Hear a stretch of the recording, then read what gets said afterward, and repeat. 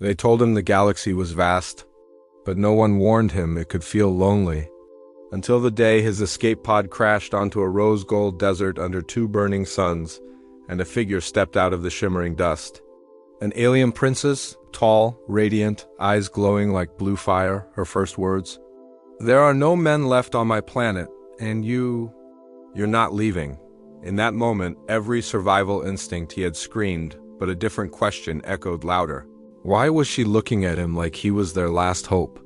If stories like this pull you in where mystery, emotion, and pure HFY energy collide, go ahead and tap like, subscribe, and share it with someone who loves sci-fi twists.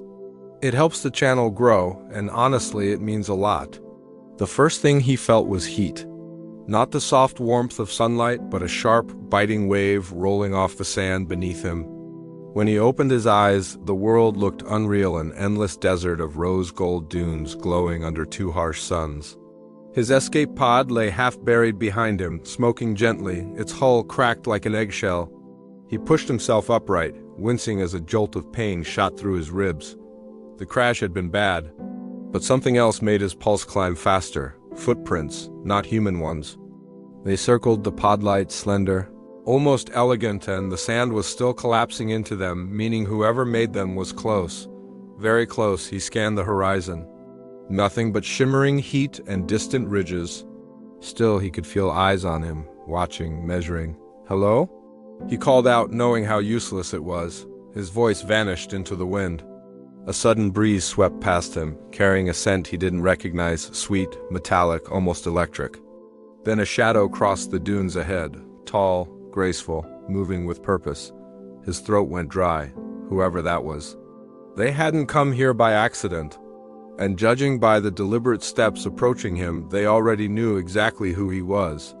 She emerged from the heat haze like a figure stepped out of a myth, tall, luminous, wearing armor that looked grown rather than forged. Her skin held a faint violet sheen, and her eyes, they glowed like twin embers of charged sapphire. Not hostile, not friendly, simply evaluating him with the quiet authority of someone who survived things most people never even imagined. Then she stopped a few steps away. The air around her hummed. Not from technology, from her. "You are human," she said, her voice layered and resonant, like two tones speaking in harmony. "I did not believe any of your kind still traveled this far." He swallowed, trying to steady his breath. "I didn't plan to. My ship, I saw the fire in the sky," she interrupted softly. "And I came because there are no men left on my world." There was no tremble in her voice, no sadness, just a statement carved in quiet tragedy. She turned, gesturing for him to follow. Behind her, he noticed broken towers jutting from the horizon like ribs of a colossal fossil. "A fallen city. Our fate was written long before you arrived," she continued. "But your arrival may change what remains." Her words chilled him more than the desert heat ever could. The closer they walked toward the ruins, the more he sensed the weight of unseen eyes. The shattered city loomed around them, crystal towers cracked down the middle, bridges snapped like glass. Whatever happened here hadn't been slow. It felt sudden, violent, final. The princess led him through an archway carved with swirling symbols. Beautiful, but scorched. As they entered the shade, he finally saw them, her guards, tall like her, but colder. Their armor shimmered with faint patterns that shifted as they breathed. Each one watched him with the same expression, curiosity mixed with suspicion, like he was rare prey wandering into a den. One guard stepped forward, lowering a spear made of living metal. The blade didn't look forged, it pulsed.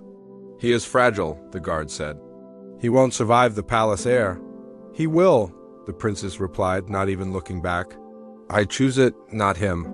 Something about that phrasing made the hairs on his neck lift. Inside the palace, the air changed, cooler, thicker, carrying that strange metallic sweetness.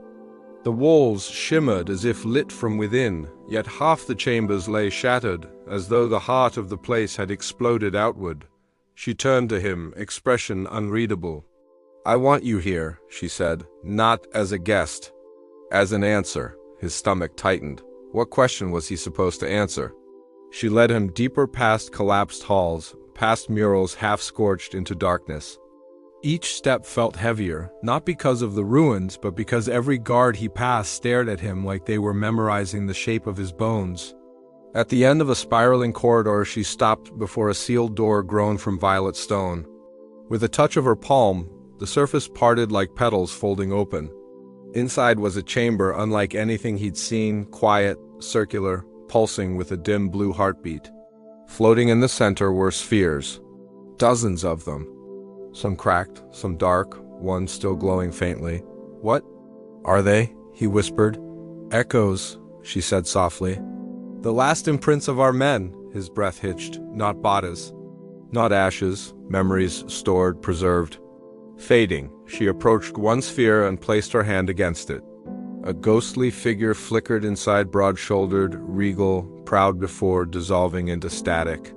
"Our males didn't die by war or disease," she continued. "Their essence was extracted, drained, a parasite born of our own ambition." Her voice hardened. "A force that still lives beneath these ruins, waiting."